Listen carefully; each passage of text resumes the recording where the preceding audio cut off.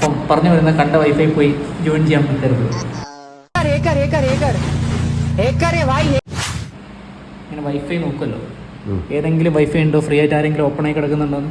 അപ്പം ഇവിടെ നമുക്ക് ഇഷ്ടമുള്ളൊരു പേര്, ഇപ്പം ഇതിൻ്റെ പേര് ഈവൾ പോർട്ടൽ എന്നാണ്. അപ്പം ഇതിൽ ഞാൻ ജോയിൻ ചെയ്തു. ഫ്രീ ആയി കിടക്കുന്ന വൈഫൈയിൽ കുറച്ച് നെറ്റ് കിട്ടാണ്.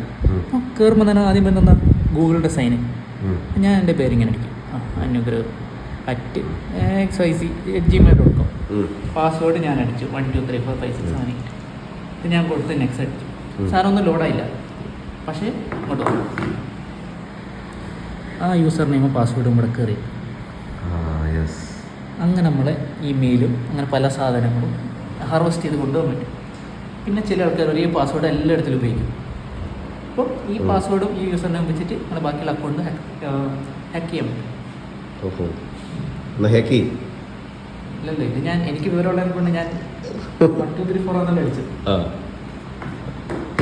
ഇതിപ്പം ഗൂഗിളിനെ മാത്രമല്ല, ഇതിൻ്റെ അകത്ത് പല സാധനങ്ങളുണ്ട്.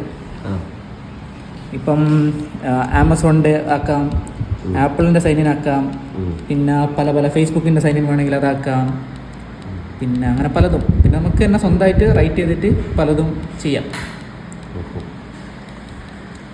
അപ്പം പറഞ്ഞു വരുന്ന കണ്ട വൈഫൈ പോയി ജോയിൻ ചെയ്യാൻ പറ്റരുത്. ട്രസ്റ്റഡ് വൈഫൈസിൽ മാത്രം കയറുക.